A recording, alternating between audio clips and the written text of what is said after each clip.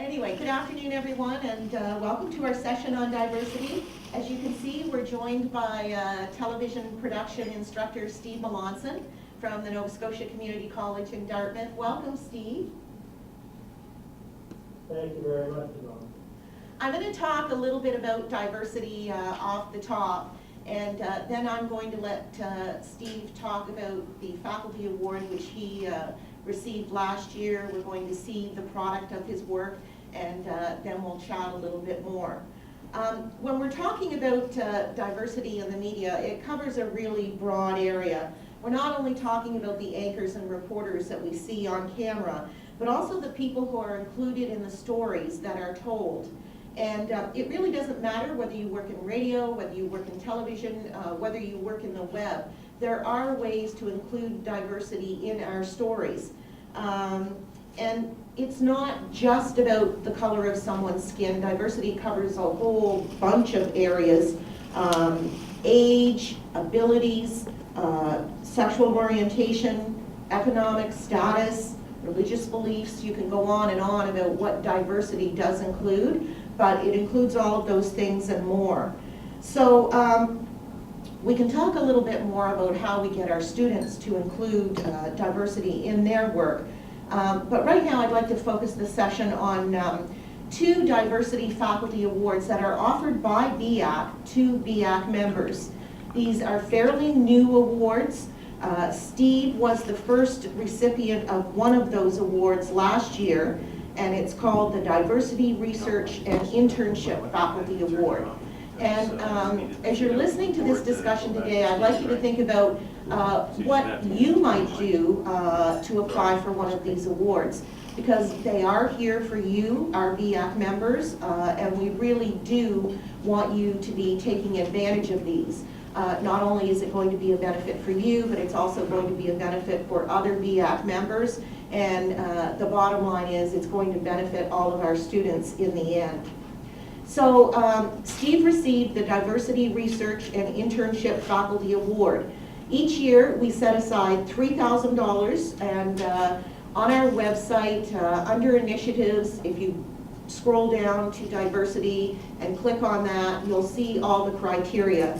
Don't be deterred by it. It may look like a lot, but really it's not. It's very straightforward. And depending on the number of applicants we have each year, that $3,000 can be divided up among the applicants, or it might go to only one person depending on the scope of the research that they want to do.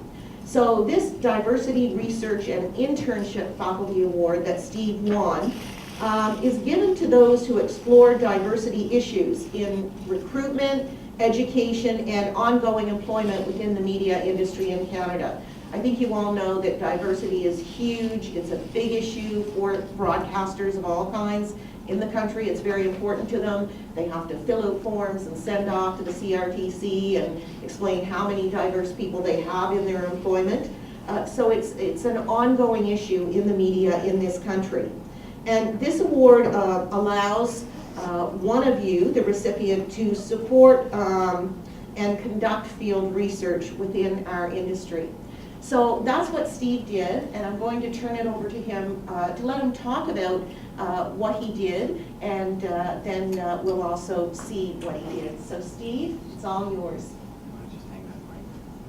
Thank you, Yvonne. I guess the first thing that I wanted to start with was just some information that struck me as being very very troubling when I relate the students in my classroom to our society. By 2017, it said that about 20% of Canadians, and that's 6.3 to 8.5 million residents, will be of a visible minority group, or 1/5.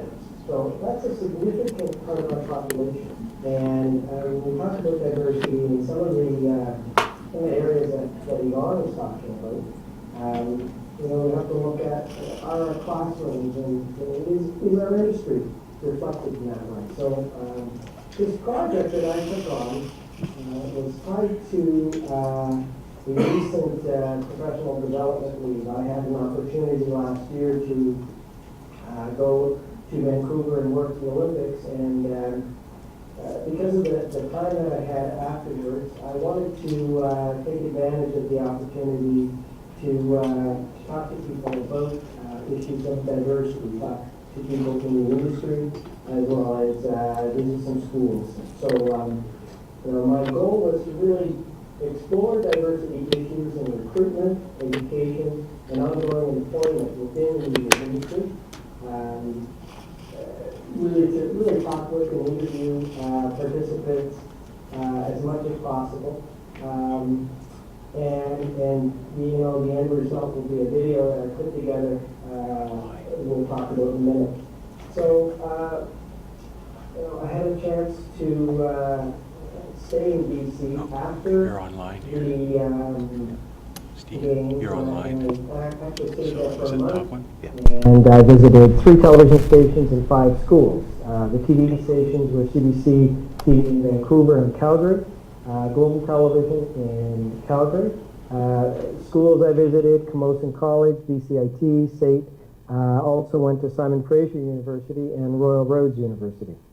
And as much as possible, these discussions focused on strategies used to attract people of diverse backgrounds into the field of broadcasting and into our broadcast education programs. Some of the very specific objectives related to my work at the Nova Scotia Community College was to find out answers to why the NSCC has a difficulty recruiting applicants from diverse groups. In particular, into our program, Radio and Television Arts. In our college, we have designated seats for African Nova Scotian applicants, for First Nation applicants, and we often don't have anyone to fill those seats. So that was one of the key things that I was interested in. I wanted to explore what strategies are used by other schools to attract applicants of diverse groups, and also talk to employers and look at, what the initiatives they're doing and what they're taking to, create a diverse workforce. So those were some of the specific objectives. What I discovered. Well, a couple points before I let you look at the video.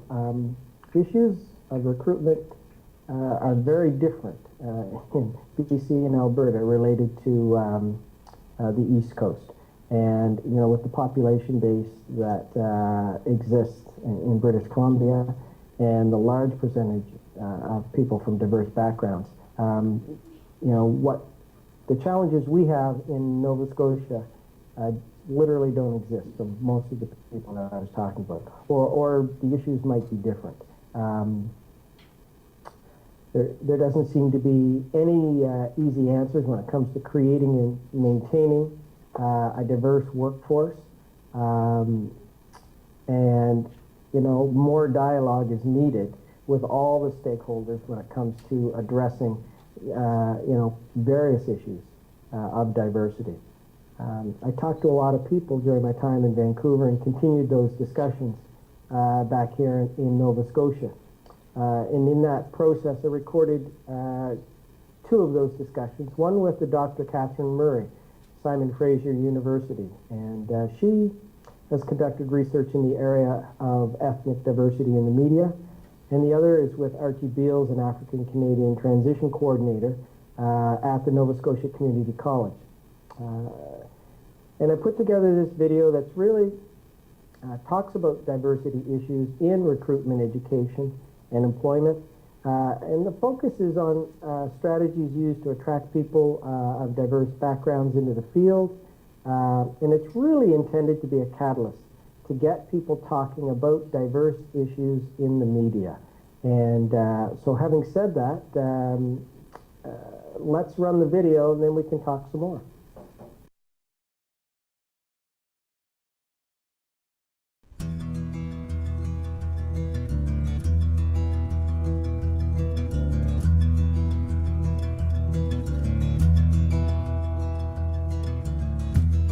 When I went to auditions for commercials in Montreal, casting people would say, the producer doesn't want any blacks or any Asians or any visible minorities. Today it's against the law to say something like that, but back then it was so blatant, racism was so blatant in the industry. A lot of people told me before I got into this that you'll never make it because you're Chinese. You're not going to see a Chinese person on the news or on television. You're not going to make it. One person on the board actually asked me, is it difficult being in journalism or having chosen journalism because you come from an Asian background? I was exposed to racism pretty much every day. At one point, I had to move to go to a private school to get away from it. We just moved to a new house on Shabukto Road, and when we went there, my aunt is black, she's adopted, and my family's native. And I remember somebody in the neighborhood burned a cross on our front lawn. I remember being introduced to like somebody at work, like who was in like a position of power or whatever, as, you know, here's Ryan, our urban ear. And it's like, well, why can't I just be the DJ? Why can't I just be the guy, like the music guy? Why do I have to be urban? Like, and let's actually be clear, the word urban is only put in so you don't have to say black.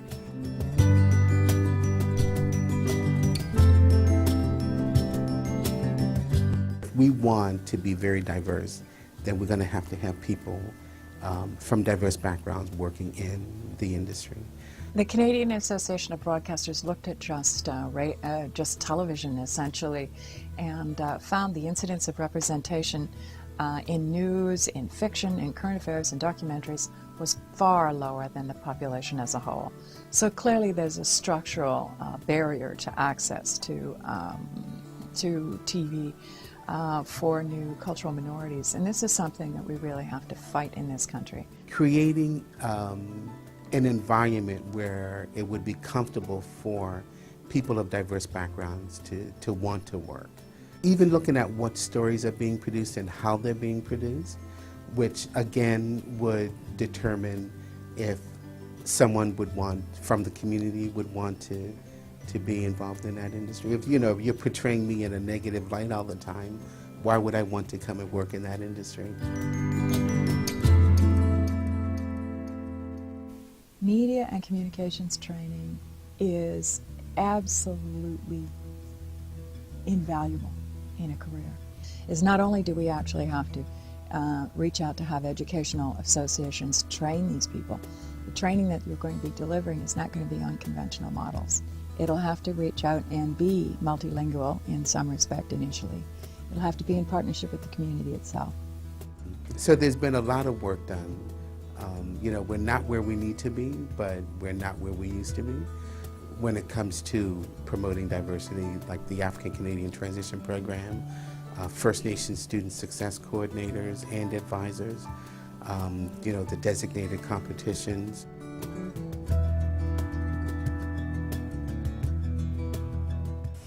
When we're looking at recruiting for any program, is going right into the community. I think we have to be more flexible in the way that we offer professional training. So part-time ventures.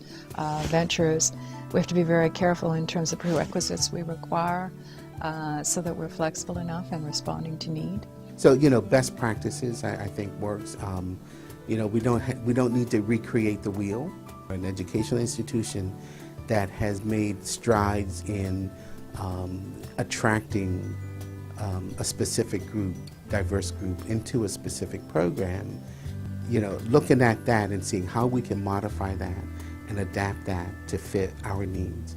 The CRTC has to keep diversification, cultural diversification of mainstream media on its agenda. If we really want to get people from diverse backgrounds in the industry, then we need to step up and create an atmosphere and create a situation where people from diverse backgrounds will want to join that industry.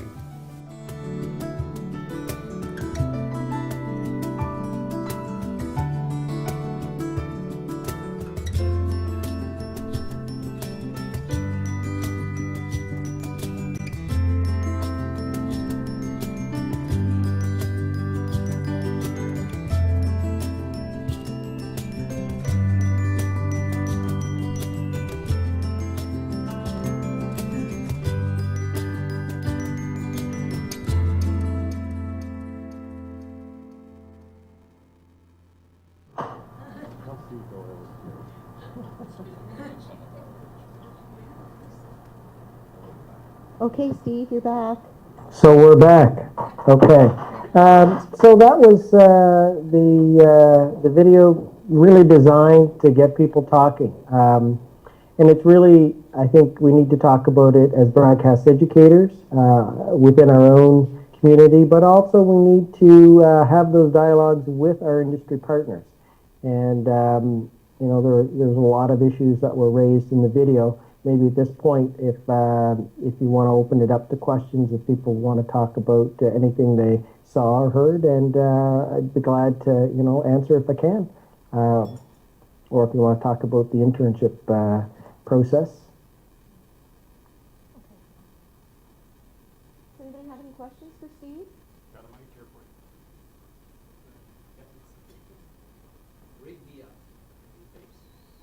Hi, Steve. Michelle Risley here, Centennial College in Toronto. How are you? I'm very good, thanks. Good to see you on the screen. A question for you. I was just kind of wondering, so what's the temperature in the Halifax area? And I'm not talking about weather. Oh, okay. No, I mean this, the general sort of social temperature for promoting and accelerating this process so I'm that... not hearing, sorry, I'm not hearing the question. I don't know if that mic is on. Okay. I did say hello. Not coming through. Okay.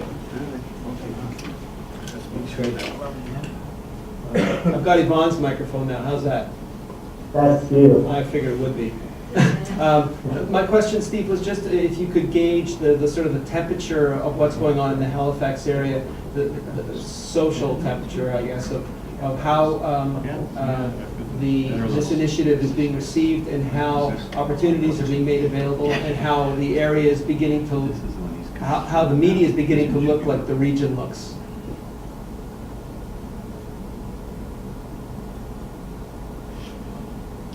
Oh, Steve froze. Steve, why do you gotta get Steve? Wake up.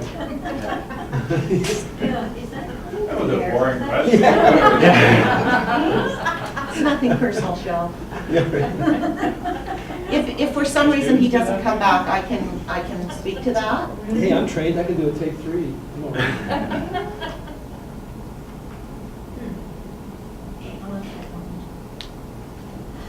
While we're waiting, if you don't mind, I can respond to that.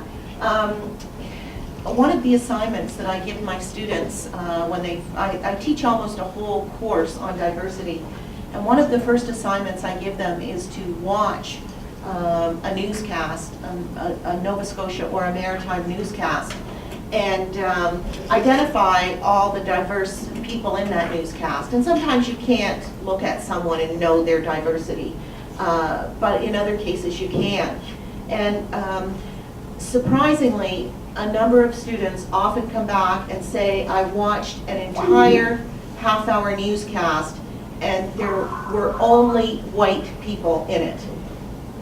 There was no sign of diversity of race or ethnicity. There was no sign of diversity of ability. There was no sign of diversity of economic background or income levels, of gender, you can't always tell. But, and my students are shocked by that. That could be an off night because we do have people of different racial backgrounds and other abilities or disabilities or diversity issues in the media in Nova Scotia. You saw one of them, Felicia Yap. You saw another one, a young woman who works at Global. James Robinson, who is an Aboriginal student who went through our program, was featured in Steve's video.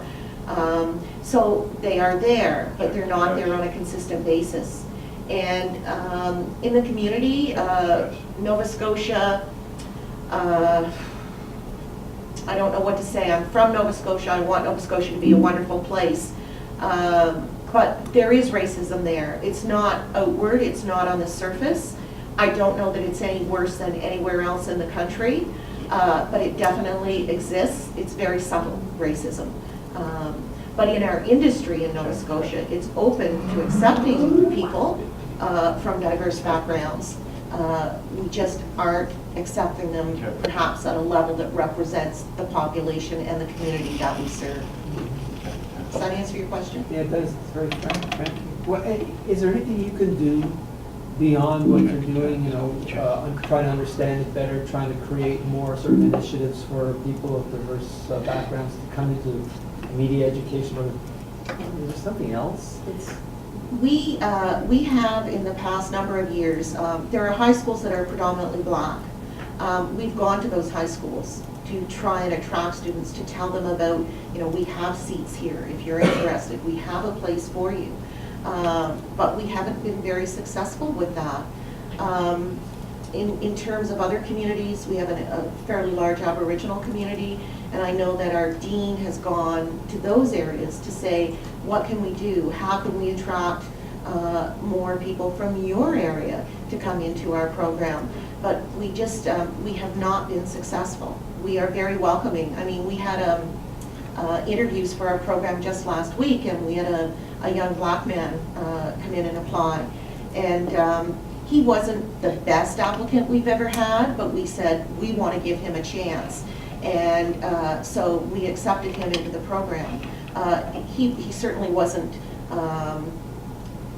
someone who we wouldn't, you know, who was at the bottom of the barrel, but he's going to need our assistance to be successful in the program. But we're certainly willing to do that, as we are with students who have, you know, mental health issues or learning disabilities or whatever the case might be.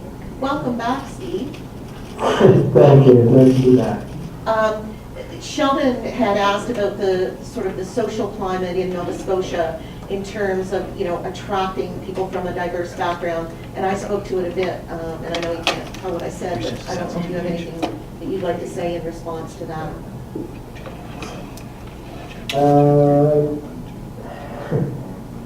Well, just repeat for me again what he was looking for. I'll let him ask the question again.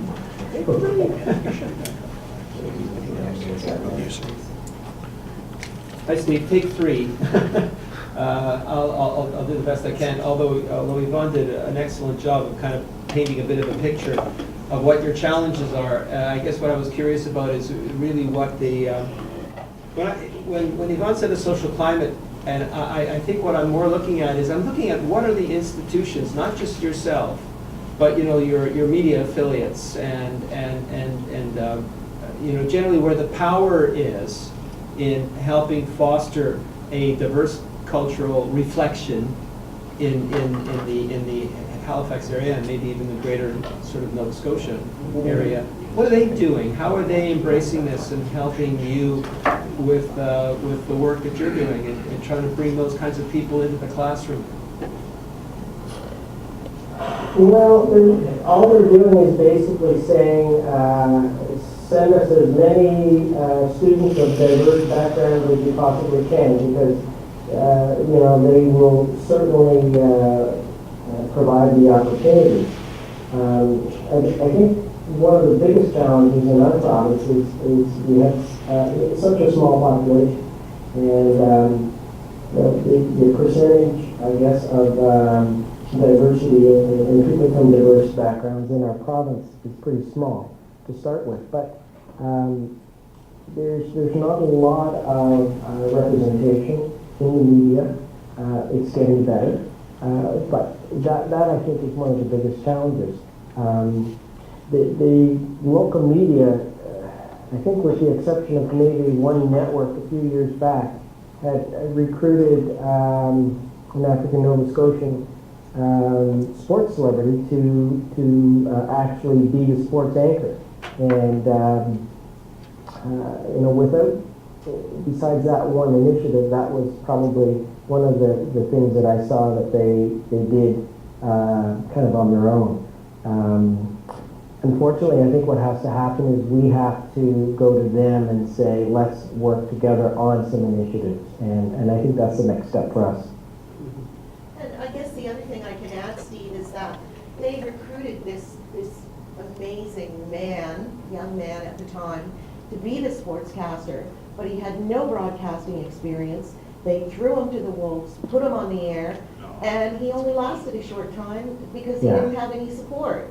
I mean, they wanted him there, but they didn't, work with him and help him learn what he needed to learn. So it wasn't a successful experiment in any way, even though they had good intentions. That's what it amounted to, good intentions. That's right. Anybody else have any questions? Catherine? Christine. Or Christine, I'm sorry. Christine, just hang on a second. Check my-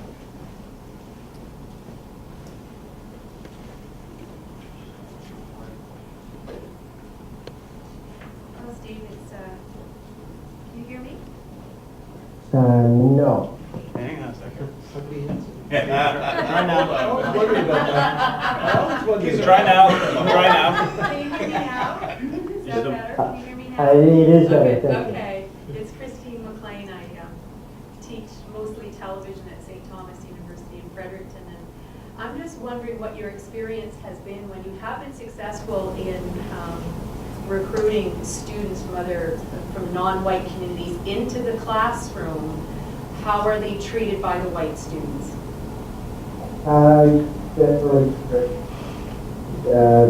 No issues really whatsoever, from my perspective.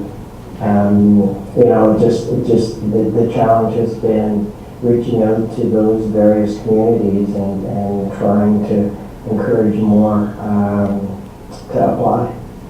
Okay, I'll tell you the reason why I asked this is because in our television class this past academic year, we took more than the usual number of students into the program because there were 2 First Nation students who applied. And even though they didn't meet the minimum academic requirements, the school felt in the interest of diversity that it would be good to have them in the program. And in fact, in my classes, they were great. They were a great addition to the class. They were very involved, very respectful. They worked hard. They loved television.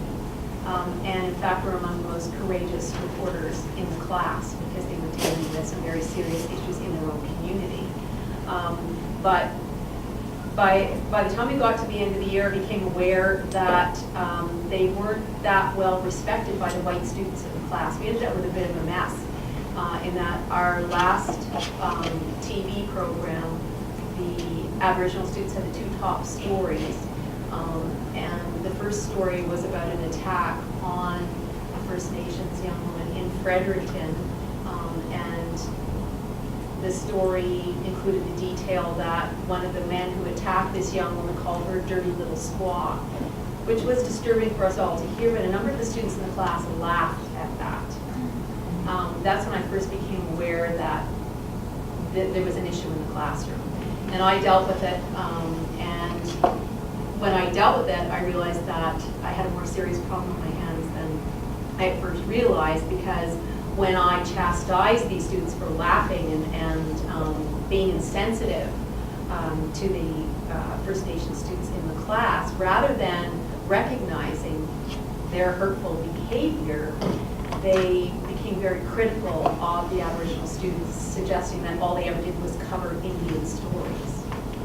Anyway, I ended up with a bit of a mess on my hands at the end of the semester, which we will have to address next year.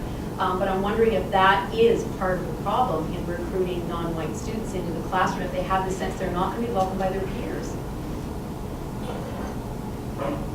My guess would be if that has been your experience in other educational environments, then they may very well shy away from continuing, within an educational system.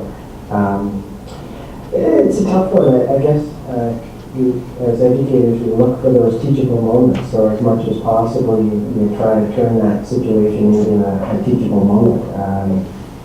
I don't know if there's any easy answers there. Mm-hmm. Well, now that we're talking about this, if you don't mind my continuing the discussion here, Yvonne mentions that she teaches about diversity in the class, and perhaps your students are more well prepared than mine were to appreciate, the importance of having non-white students in the classroom. Would you say that was the case, that they were aware of what was at stake there and how the way they behaved would affect the outcome? I don't know if you want to answer that or if Yvonne does. So, yes, short answer, yes. Yvonne does a great job of bringing that discussion to the forefront, and you know, she can certainly add to that comment. The other thing that I want to mention to you is we've had an Aboriginal student and absolutely no problem with him in terms of the other students respecting his abilities. The other side of the coin is, you know, we're talking about diversity in the various areas of it. We have a student who has a learning disability. And the other students actually would cover for him or help him to the point where he's not learning because other people are basically doing the work for him. So that's sort of the flip side of things. We did have an incident with one of our African Nova Scotian students who came to me at Christmas last year, and after this, you know, diversity course finished, and she'd been working in the newsroom, and one of the students who really wasn't, who was not a good student, had, you know, been sitting in the newsroom going, I don't know why we have to learn about this diversity stuff anyway, and blah, blah, blah, blah, blah. And that made our African Nova Scotia student feel very, she was hurt by that, because to her it's important, and she felt that, you know, it should be important to other people too. So there was a bit of that, but it's not surprising coming from the student that it came from. Generally, my students, who are primarily white, are very open to learning, and the tools that I use, you know, helps them understand what it would feel like to be in someone else's shoes. So, you know, there are kind of two sides to it. It's encouraging for me to hear the way that it ended up in my class at the end of the year was the two First Nation students walked out as a result of the laughter over that particular item and never came back into the classroom. And you know what, that's the reality that those, you know, people from diverse backgrounds face. And that's so sad and so wrong. And it, you know, it's something that we have to deal with as best we can. Thank you. Does anyone else have any questions or comments about your own experiences? Do you have any questions about the award which Steve won and the process that he went through? Actually, I think that question is going on. Let's ask that question. Steve, what process did you go through? I sent in an application, basically just wrote a proposal, talked about what it is that I wanted to do, and outlined a few steps with respect to, you know, what I was hoping to find and you know, provide, you know, some conclusions with respect to at the end, you know, produce a video that would hopefully keep this discussion going and be available for things such as today to talk about the issues. Pretty straightforward. It's just simply a matter of putting the proposal together, sending it in on the set date, and you know, it takes a little bit of time to kind of plan, think about that, and you have to make a commitment, you have to make it a priority. We're all busy, but it's something that was important to me. Hi, Steve. It's Shell again, and I wanted to respond to what you were talking about, Christine, because, and I don't know if Jim, sorry Jim, I don't mean to just recall you with the service here, and I don't know because, you know, you and I come from the same city. We have probably similar demographics in our classrooms. We have a city where 51% of the population is a diverse background, and I have a classroom regularly, you probably know this, Steve, where I'll walk into a classroom of 35 students, and at least half of them are of diverse backgrounds. So what happens with us, in contrast to what happened with you, is we have a course called Global Citizenship, which is part of an initiative by our president, who was former vice president of Nova Scotia Community College, Ann Buller, you probably knew that, wants an initiative called Global Citizenship and Equity. And so there's a mandatory course called Global Citizenship, which becomes a kind of a portfolio course where they contribute to their portfolio and shows that they can work with people with diverse backgrounds and how we can all sort of coexist together. And generally speaking, I'm going to generalize here because there's obviously exceptions where people get a lot out of it, but generally speaking, they resent it. They say, hey, come on, we've done this since grade school. You know, this guy over here is, you know, been my friend since grade 6.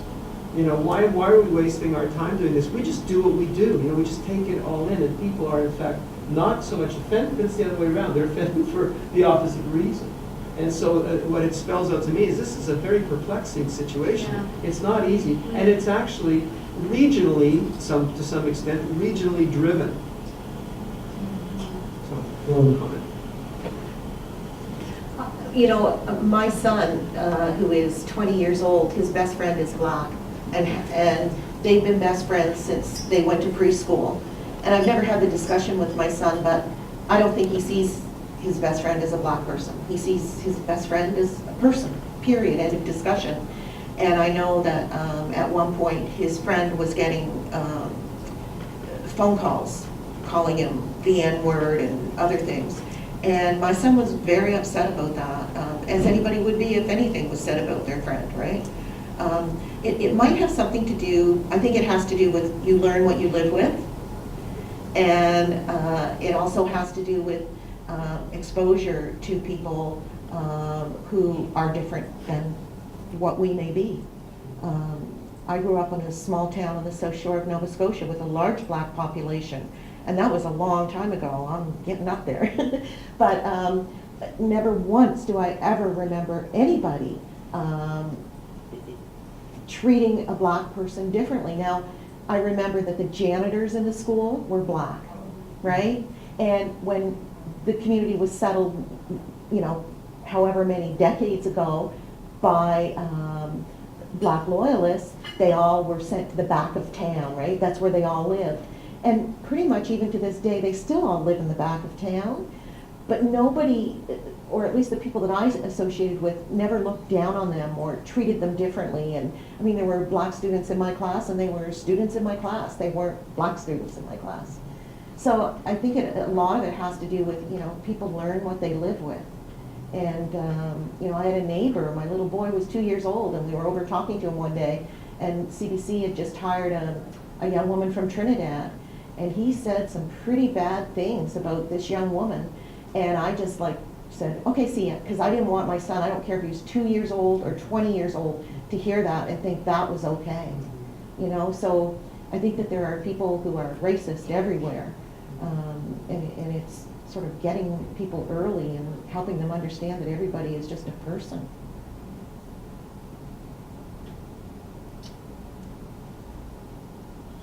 Andy, Laurel's got a comment, question? Yeah, sorry. No, he's got to hear you. Okay.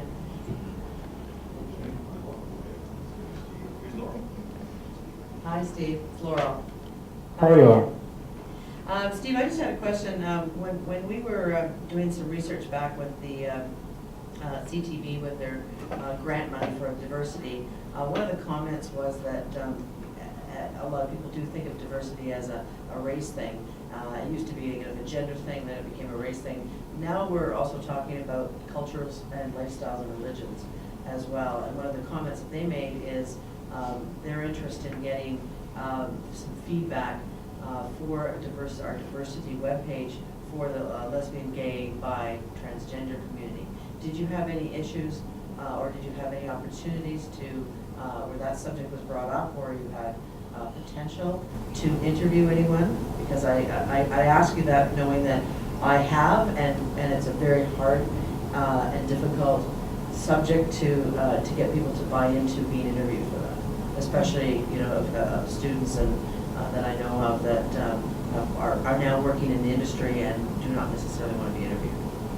So I'm just wondering, and then the second question I'm going to ask you to touch on afterwards, just so I can give the microphone back, is back to the application process. I wondered, since you were the first one to go through it, what difficulties did you have in the application process as far as, and any suggestions for making it a smoother process for those that want to follow up and do an application process? Okay? Okay, two questions there. Your first question in regards to looking at diversity outside of visible minorities. I really didn't address that. As I stated in the beginning, one of my focus was looking at the challenges we were having here in Nova Scotia in attracting visible minorities to the classroom. And generally, every year, and sometimes we know about it, sometimes we don't, there's usually a percentage of our class that are from a gay, lesbian, transgender community. And it hasn't been as much of an issue, really, from that perspective. Yvonne, maybe she may want to comment a little bit about that, but those don't seem to be as big an issue in around the diversity question. Short answer is no. I didn't seek out those conversations. In regard to your second question, the process.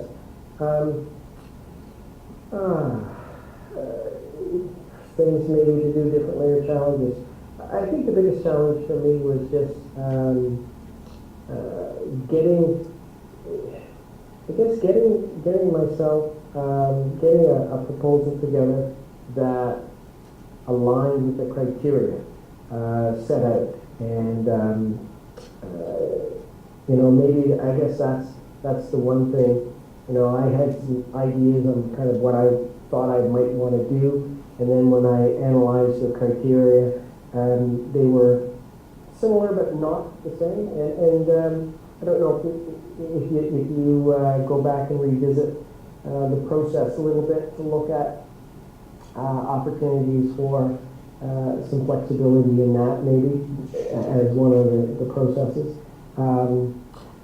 I'll talk about something that was very positive for me in the sense of the feedback I got from the committee, where they looked at my application and came back with actually some suggestions and modifications as part of that process, and said, this would be a good piece to add, and this is what we'd be interested in. So that was very positive. I guess overall the process was fine.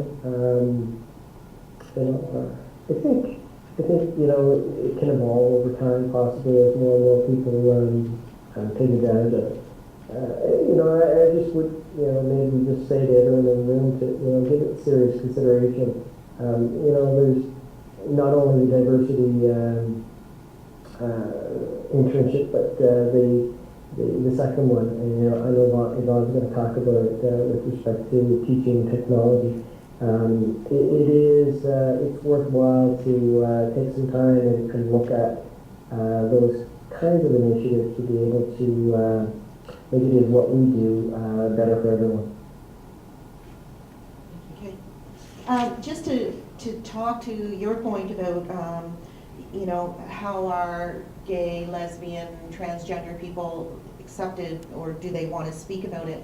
Our students actually did a couple of profiles on young women who are lesbians, and they had no problem talking about their experience, and their experience was by and large very positive.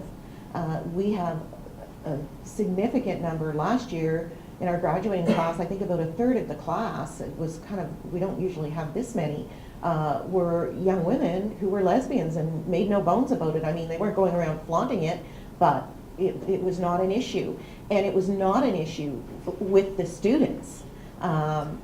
Everybody, and it's funny, isn't it, that they will respect someone who is gay or lesbian, but perhaps not respect someone who is black or Aboriginal. And I don't know why that would be.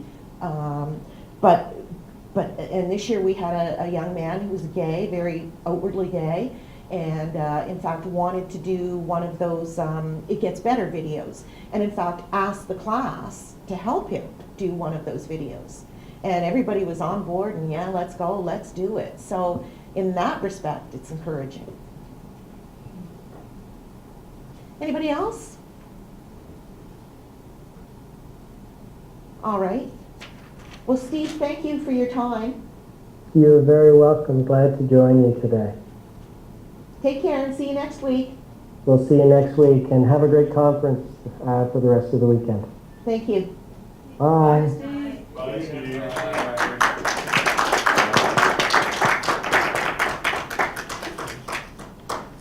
So Steve mentioned the second faculty award, and that's a Diversity, Technology, and Innovation Assistance Award.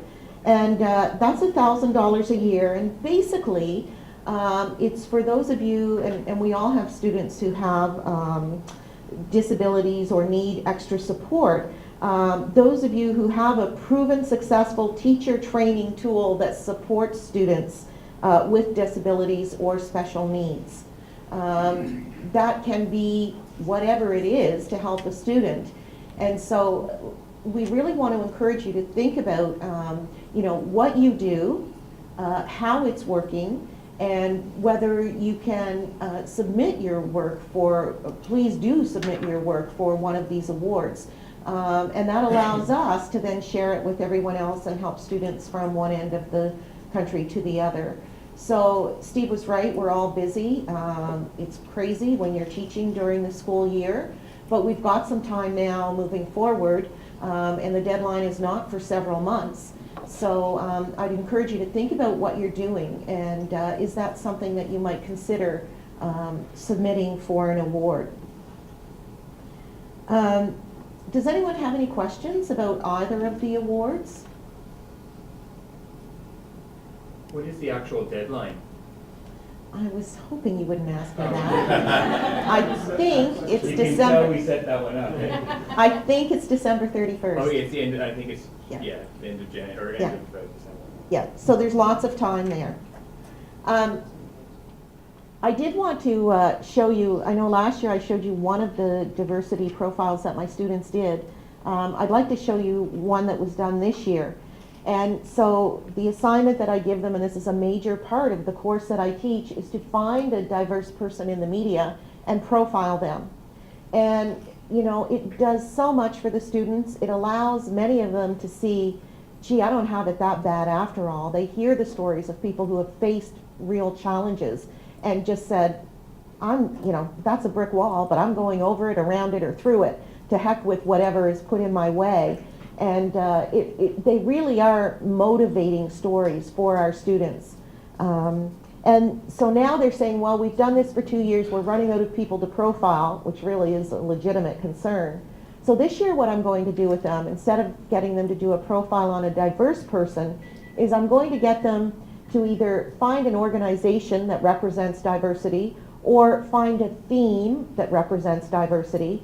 And because they're radio and television students together, I'm going to get them to produce either a 30 or 60 second video PSA or 30 or 60 second audio PSA. And then they will be able to give those to the organization that they're working with, or to just generally, we have the contacts, we can send them out to industry and hope that they will be used as a way of encouraging people to think about diversity. So I'm really excited this year that it's going to be a little different. It's not going to be a profile. It's going to be find an issue that relates to diversity and then present it in a way that's going to get people thinking about it. This is one about a man who worked in radio in Nova Scotia for many years, and everybody knows him and loved him. A very successful career. His name is Jerry Lawrence, and it's titled An Able Man. Jerry Lawrence is a man of many accomplishments, both in his private life and in his career. He's lived his life in constant motion. Pick up a little bit. Watch as an award-winning radio personality, now after 8 o'clock on CHNS AM 96 with Jer Bear. A well-respected and effective politician, a race car enthusiast, and a devoted family man. An impressive list by anyone's standards. But Jerry's done it all with an added challenge. My feet froze. Gee, I think that was a pretty good job. Girls, what do you think? Jerry was born in Halifax in 1939. He had a happy, healthy childhood, till at the age of 12 he was struck by a life-changing illness. I contracted polio in 1951. Polio limited the use of his legs, but Jerry's teenage enthusiasm kept him on the move. At 15, he took a radio and television repair course. That began a lifelong fascination with broadcasting. In 1959, Jerry met the love of his life. He likes to say that Sheila was drawn to him for one particular reason. I guess it was the fact that I had a car. He was good looking.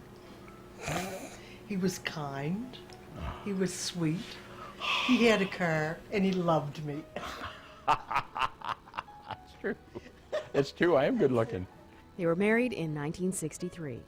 By that time, Jerry was working as a board operator at CJCH Radio in Halifax, Nova Scotia. In 1964, he got his chance to host a Saturday night country show. After that, there was no looking back. Celebrating his birthday, and Eric.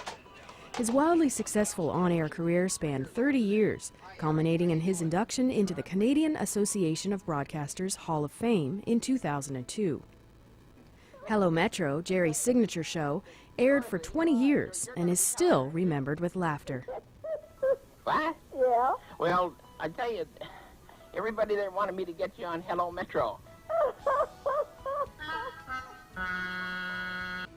Jerry's biggest inspiration was Hello Metros. He's the king of doing the prank calls. And not all of his pranks happened on Hello Metro. Oh, gee, this goes back to the old CJCH days, and I'd be walking down the hall on the crutches, and one of the guys would stick their foot out, and I would go flying on the floor, and they would have guests in. And they'd see us doing this, and they're thinking, what are they doing to the bear? And Jerry would make a big scene out of it, but it was just fresh meat because there was a new audience, so Jerry would do it just to have fun. The gimmick was nobody would help me get up. I'd have to do it myself. And these poor nuns were standing in the hallway, and they were saying, "Oh, my, isn't that?" Jerry made it all look easy because he refused to see anything as an insurmountable obstacle, but there were definitely challenges along the way. I find when you have a disability or a handicap or you're different than the mainstream, whatever the mainstream is, you're always trying to prove yourself. And I can see myself years ago with the braces and crutches and actually almost crawling into the radio station and throwing the crutches in front of me and then going and getting them in the snowbanks, you know. But I always made sure I was on the air, and many times I slept at the radio station to make sure I was on the air the next morning. His can-do attitude has carried over to his family life. I'm sure he did more than any of my friends' fathers did.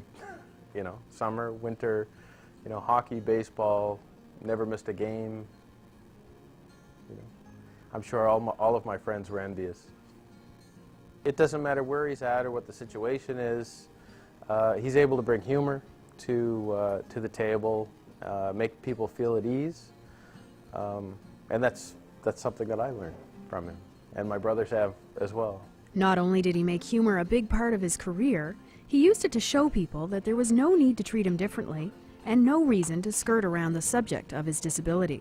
No, I think this way you can put people at ease, and I mean, people don't, as I mentioned at the start, they don't look at me as a person who has a disability. It's, you know, Jer Bear or Jerry or whatever. Jerry didn't let his disability get in the way. He made it a part of his personality and made everybody feel comfortable with it. One day, I wheeled into the office, and my secretary was on the phone, and she said, "Oh, just a moment, Mr. Lawrence just walked in." And after she said it, she realized what she had said, and I laughed. It was so funny, and her face got so red, you know. So I really didn't, you know, we really never thought of Jer as having a disability. He was just another one of the gang. He was an announcer. He had, as I said, a warped sense of humor, and he fit right in with everyone else. And Jerry certainly never thought of himself as disabled. His current project is a book about his life called I Can Do It, I Did It. But oh yeah, there were all kinds of challenges that you just find a way of getting around them, you know. If somebody puts an obstacle there, you as a human being will find a way around it, you know, somehow. And simple as that.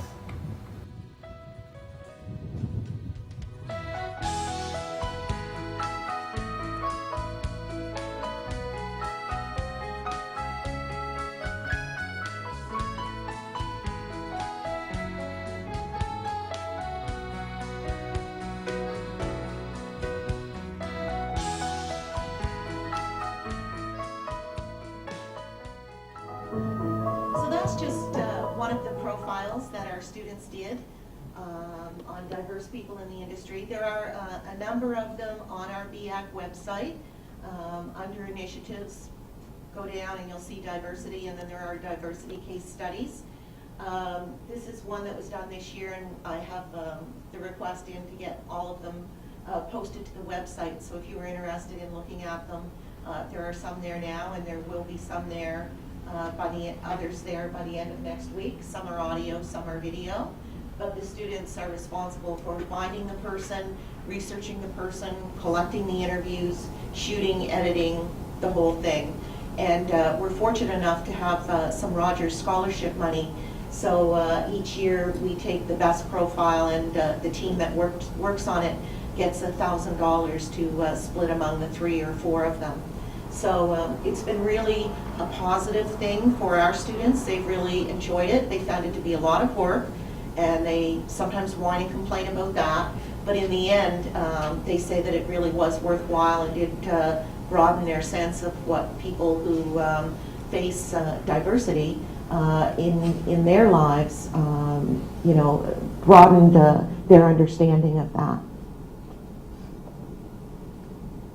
Yes, Dan. If I could just add that we have posted links to that video on our Facebook page, as well as the video that was done earlier today. So if you just go on to Facebook, you don't even have to be signed up to Facebook, just go on it and search out the Broadcast Educators Association of Canada. You'll find all that information, all sorts of pictures and that from today as well. So it's not under BEAC, but it's under Broadcast Educators Association of Canada. But the new ones will be on the site within the next number of days, and there are some there now. Does anyone have any questions or comments or things that you do in your class that you think would be useful to the rest of us?